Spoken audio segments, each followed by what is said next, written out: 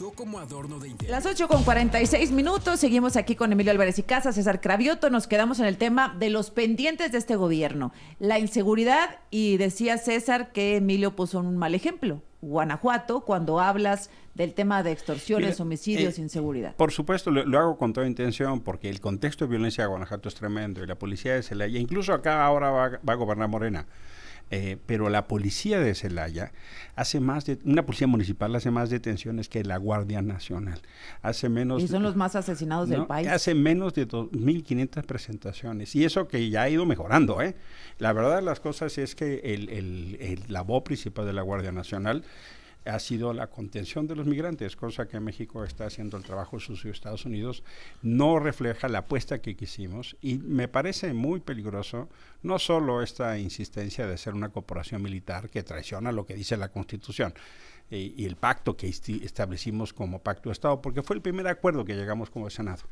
Me refiero a las discusiones de enero del 19, sino que en realidad esta lógica de dar una enorme presencia a las Fuerzas Armadas, no solo en seguridad, hay 15 estados que tienen mandos militares, las corporaciones de seguridad, sino la presencia en prácticamente la vida pública, ahora controlando el internet, repartiendo medicamentos, administrando obras. Es más, cabría preguntarse cuándo como país quisimos que las Fuerzas Armadas tuvieran empresas. Hay anuncios de la Secretaría de Marina Armada de México promoviendo empresas de clase mundial. ¿Cuándo como pacto social quisimos que eso pasara? Y hay un correlato muy peligroso. Eso pasó en América Latina, y hay que poner ojo, porque los golpes de Estado derivaron en que hubiera élites empresariales militares. Eso ya está pasando en México. ¿César? Hay enorme corrupción, enorme opacidad. Bueno, yo creo que es parte de una reflexión que nos tenemos que hacer como sociedad, pero ¿quién dijo? O sea, a ver, en el anterior régimen, ¿para qué se usaba el ejército? Para reprimir. En este régimen, ¿para qué se usa el ejército? Pues para colaborar con la sociedad. ¿Quién dijo que una de las secretarías más importantes de este país, que tiene más elementos, que tiene más recursos del Estado, no puede ayudar a servirle a la sociedad? ¿Con empresas? No sé, pregunto. Pues, ¿y por qué no? Si lo están haciendo bien, ¿por qué no? Como cualquier empresa pública, pues se tiene que hacer una evaluación, como cualquier empresa pública, se tiene que ver si está funcionando o no. Pero per se, decir, no se puede. Entonces, ¿qué? ¿Queremos que regresemos a lo anterior? ¿A que el ejército se utilice para reprimir? Tampoco, no. Ni uno ni otro. Entonces, ¿pero por qué no? Es una reflexión que se tiene que hacer como sociedad. Las utilidades que están generando estas empresas no son de utilidad pública, decidieron darle parte de la renta nacional a las Fuerzas Armadas. Hoy, las Fuerzas Armadas en su conjunto son el segundo presupuesto público más importante, solo después de educación. Pregunta, ¿y por qué es más importante que salud? Pero César dice, ¿y por qué no? Mira, porque esencialmente el manejo del recurso público tiene utilidad pública, y las Fuerzas Armadas me parece que no es el caso. Yo invertiría en salud, sí son, pero lo que me refiero es ¿por qué solo para las Fuerzas Armadas? ¿Por qué la liquidación, jubilación de las Fuerzas Armadas es más importante que la de un maestro? O sea, se reinvierte. ¿Por qué la jubilación de un soldado es más importante que la de un médico? Déjame escuchar a César. Eso es lo que está pasando, César. Se quedan con esos recursos. Déjame escuchar a César. Dentro de las reformas que se están discutiendo ahorita y que se van a discutir en la próxima legislatura, justamente vienen pensiones justas para maestros, para doctores, para enfermeras, también para personas, para policías y también para personas del ejército.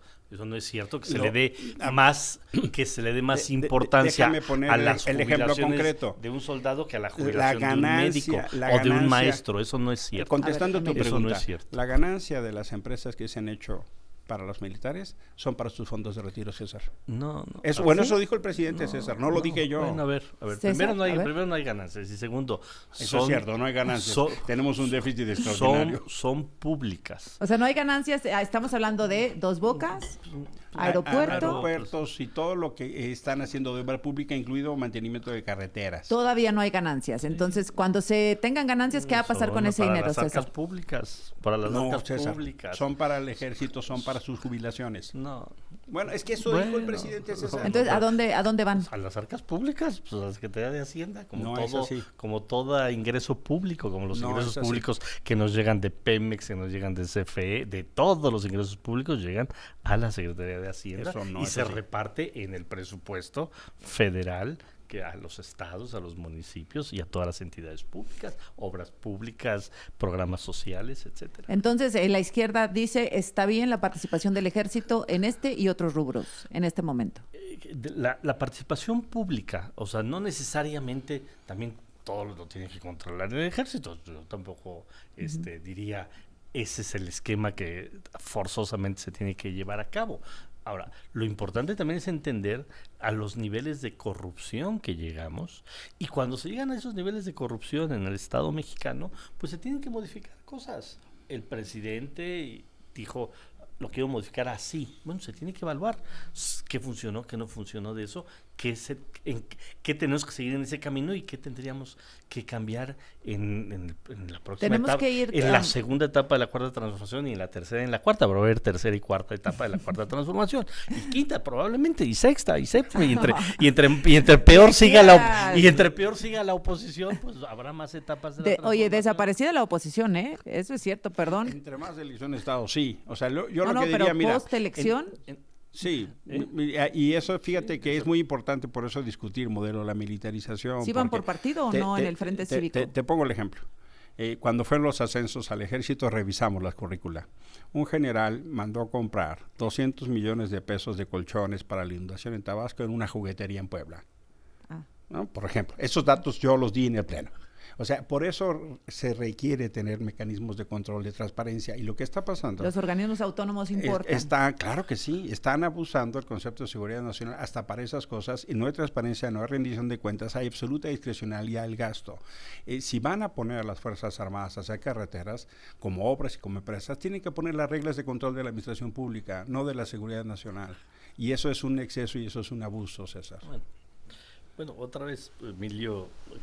No defiendo el pasado, ni me gusta el pasado. Quiere que regresemos a ese pasado donde César, pasaba un asunto, una emergencia y entraba un fondo que no llegaban los apoyos a la gente. Hoy llegan a los apoyos a la gente. Y si se encontraron colchones donde se encontraron, lo importante es que los colchones se hayan comprado a un precio justo y que hayan llegado a la población afectada. Es que no puede ser la corrupción del pasado ni la del presente. ¿Y a cuántos se compraron? Y si no puede ser la corrupción del pasado ni la del presente. ¿Los colchones de la juguetería sí llegaron o no? Pues no se sabe, porque no hay rendición de cuentas. No se sabe. Es que, claro que no, porque todo está bajo el manto de la opacidad. Y regreso al tema de la seguridad. Ese es justo el problema. Lo que ha venido sucediendo es que cada vez hay menos información pública, menos rendición de cuentas. E incluso cuando tú ves y comparas los números que se presentan en la mañanera, claramente hay un maquilleo. Te puedo dar los datos para que lo discutamos, pero el tema sustantivo es la estrategia de seguridad utilizando a la Guardia Nacional y Ejército. No ha funcionado. Voy a cerrar con César, pero dime, ¿van por el partido Frente Cívico Nacional? ¿Partido político? Vamos a intentarlo. ¿Cuándo empieza el Eso trámite? empieza en enero. En noviembre tendremos una reunión nacional para ver qué ruta seguimos. ¿Y lo van a empezar a formar en noviembre para registrarlo en enero? El proceso electoral, digamos, si la ley no cambia, formalmente ese proceso empezaría en enero del año que viene. ¿Cómo se va a llamar? No sabemos todavía, estamos en discusión justo. Bueno, César. Échale, aplíquese. Ibas a hacerle una buena pregunta. Una buena pregunta. Dale. No, tú. Tú. A ver, venga, dame chance de tomar tu silla. No, tú. Adelante. ¿Yo qué? A ver, es que se me fue porque estar pensando aquí en que no me van a meter un gol. ¿Cuál pregunta? Qué buenas cosas veía yo. La buena pregunta, sí, pero déjenme se les pregunto ahora que regresemos porque me quedan 47 minutos. Minutos, no, segundos. Digo, pensé que respecto al partido.